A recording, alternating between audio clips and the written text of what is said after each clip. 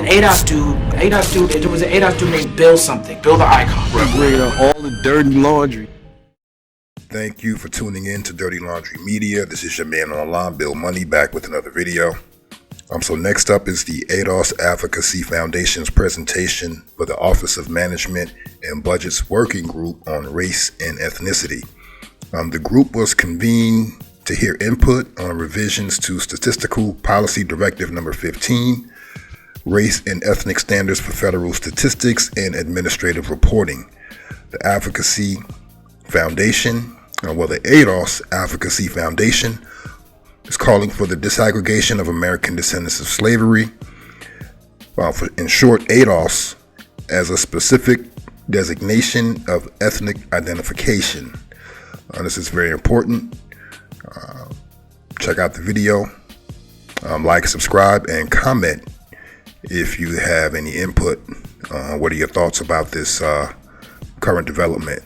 Again, this is your man online, Bill Money, signing off. I'll see you on the other side.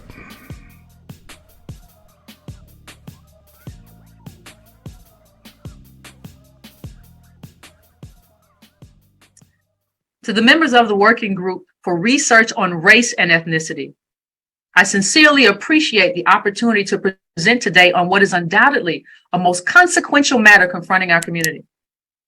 My name is Yvette Carnell, and I am the president and CEO of the American Descendants of Slavery Advocacy Foundation.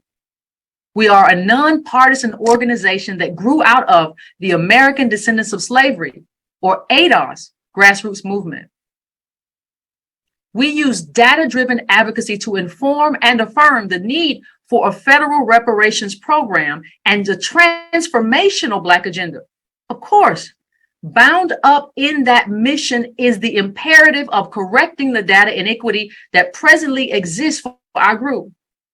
With me today to discuss that salient issue, as well as demonstrate why the Office of Management and Budget must adopt ADOS as the designation for our group, is Corey Arthur, the director of our organization's national outreach efforts and the councilman of Louisville Metro District 4.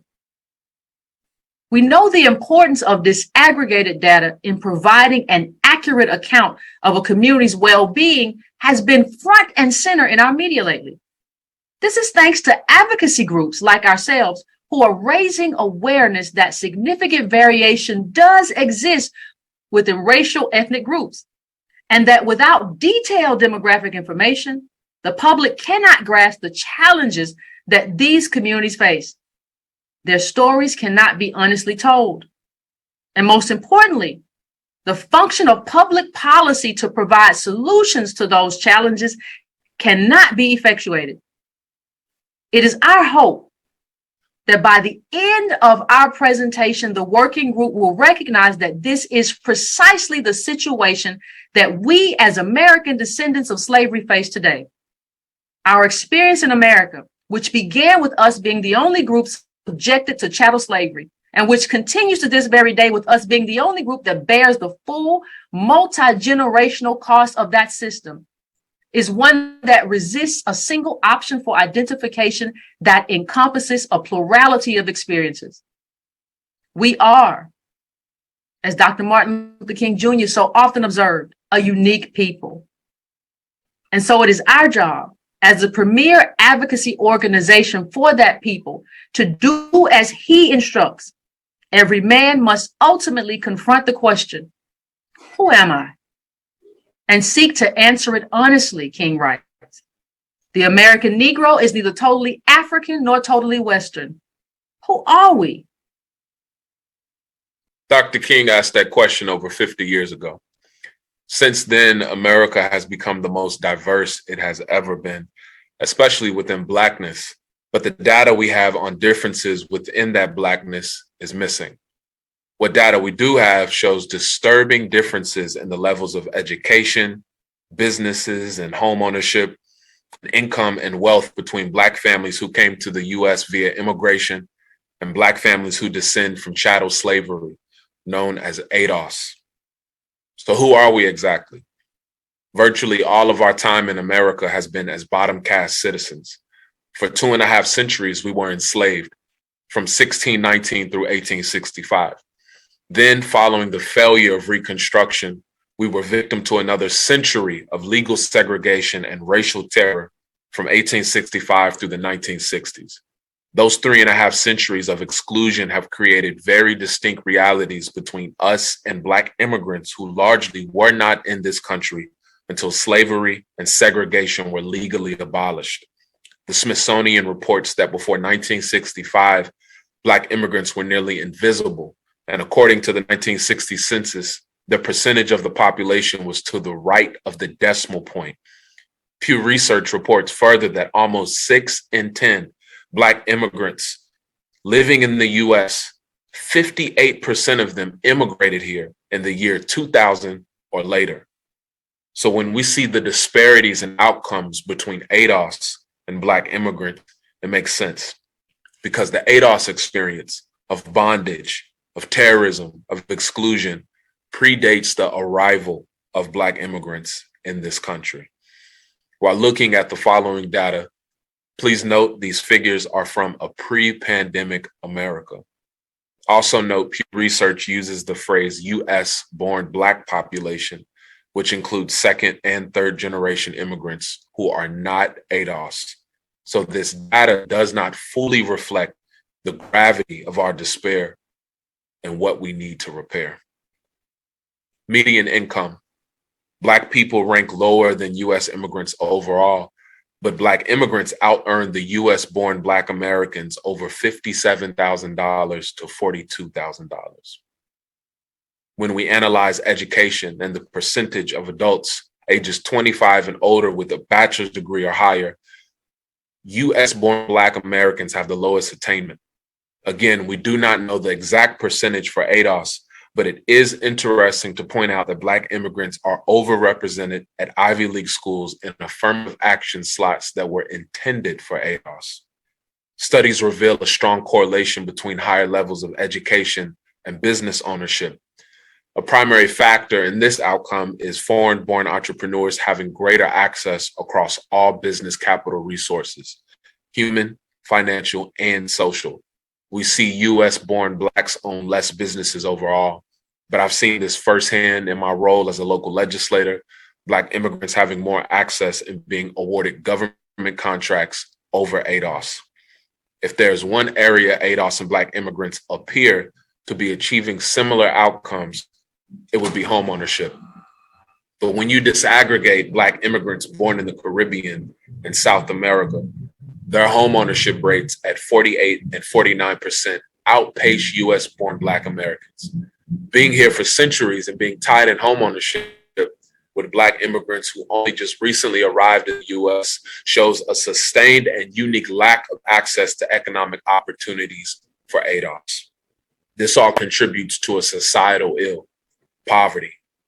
And at the root of our poverty is something that no other group in America experienced: chattel slavery.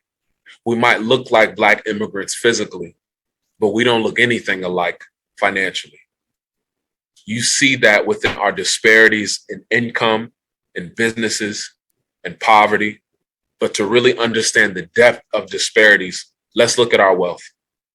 In Boston, the median household wealth of ADOS is a mere $8. The median household wealth of Caribbean Blacks is over 2,000 times greater at $18,000. In Miami, we see the same thing. Caribbean Blacks' median household wealth is $12,000, while ADOS household wealth is only $3,700.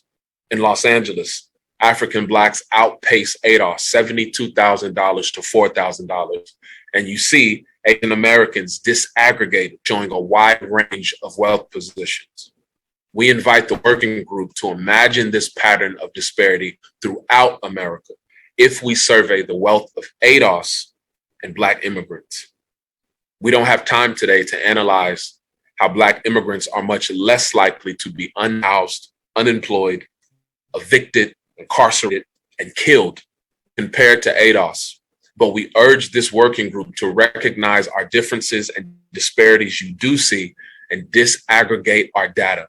This is not divisive, it's decisive. We need to be decisive about our people, decisive about our problems, and decisive about our policies. Members of the working group, we say to you without any trace of hyperbole that the situation for ADOS is dire. Decisive, salutary actions begin with you resolving to incorporate our recommendation to disaggregate the data. We are hopeful that what we've shown you here today reveals the truly profound asymmetries that exist within our racial category when you compare ADOS to Black immigrants. In closing, to return to the question posed by Martin Luther King at the outset of this presentation, who are we? We want to provide you with a definite term. We are the American descendants of slavery. After all, this is how King himself answered the question. We are the descendants of slaves, he writes.